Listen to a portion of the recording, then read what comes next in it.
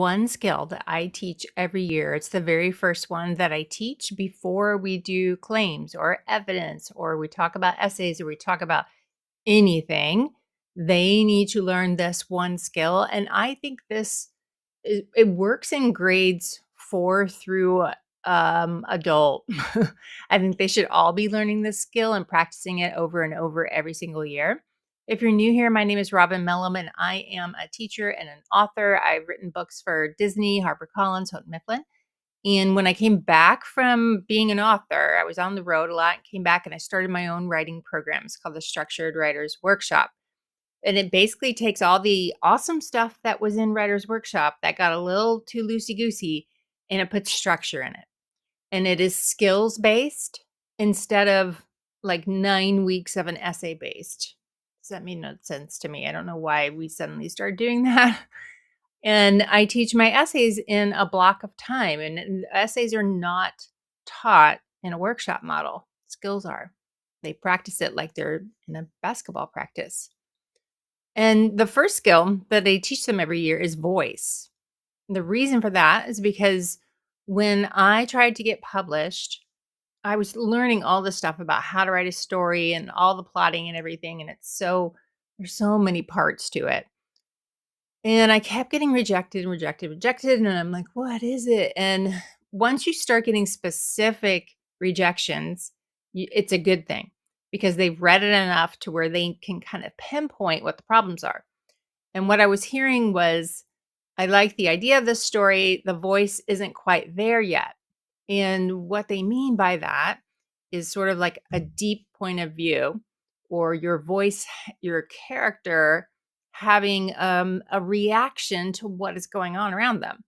Because otherwise you end up just telling a story that is just a series of events. If your character doesn't react to them and in a way that is showing and not telling, then it's not actually enjoyable for your reader. And it's never going to be enjoyable for an editor because they have to read that book over and over and over again. So they have to love it and love all the words and the voice that's in there. So once I spent some time just focusing on voice, like just trying to get some attitude in there, some reactions in there, some like authentic reactions in my characters, everything changed.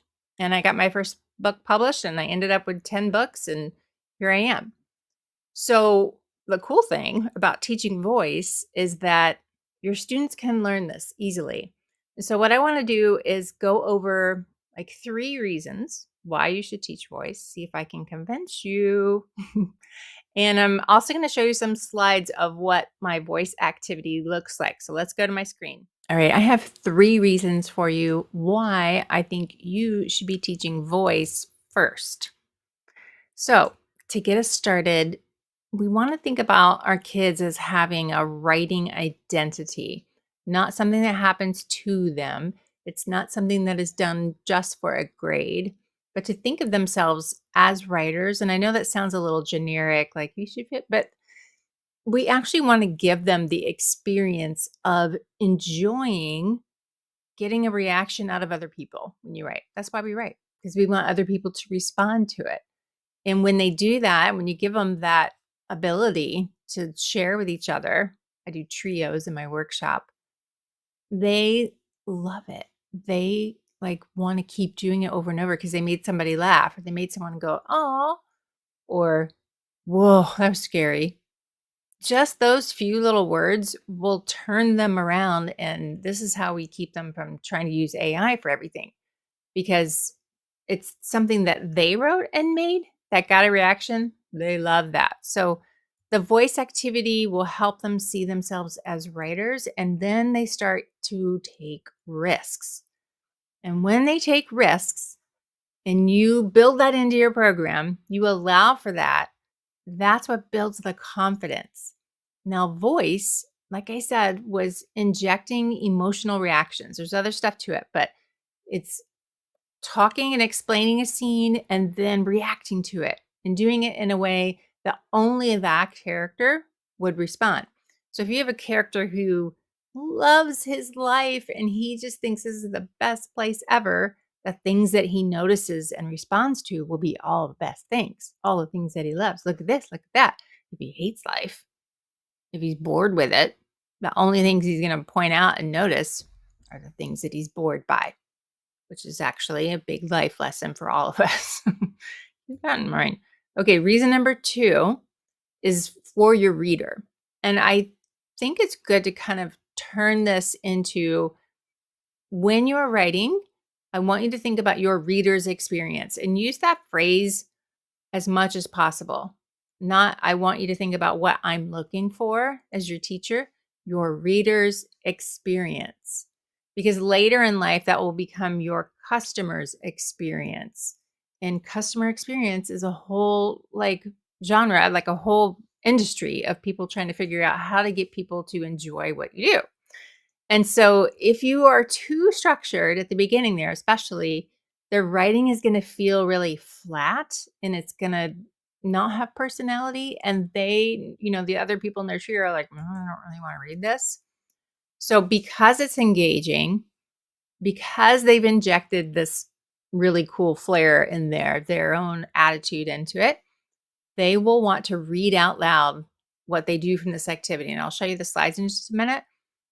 And then when they share it out loud and they get that reaction back from their classmates, it is huge. It is what really buys them into your whole writing program, and it changes like the tone of your class from day one. And then if you decide to do CER, claims evidence reasoning, it could be too early to start with that. They start getting into a habit right away. So think of everything that you're doing at the beginning of the year as, what kind of habit do I want to build? Do I want to build the habit of being confident, risk-taking, enjoying the writing, or do I want the habit of, what's the first part of this sentence? Where is my sentence frame? And if they rely too much on you giving them the formula and the sentence frame from the very beginning, that's what they'll look for, and they'll sit back and they'll just fold their hands and they'll wait you out. They'll wait you out until you give me a sentence frame because they know that it works.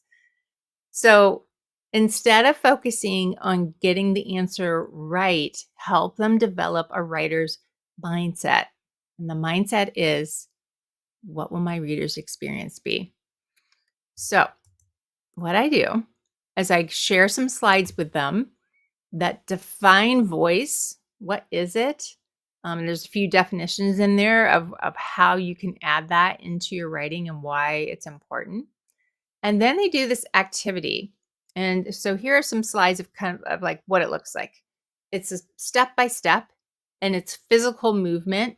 And they basically they have a notebook, maybe it's on a clipboard or something, and they're going to look around the room and they're going to look for an object in there and they're going to start making this list of what's around them.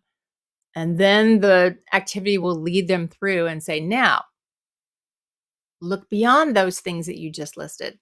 Find 3 more or 5 more, whatever it is. So they have to start looking for something more obscure. Like maybe it's something hiding under the bookshelf, or maybe it's something broken in the corner.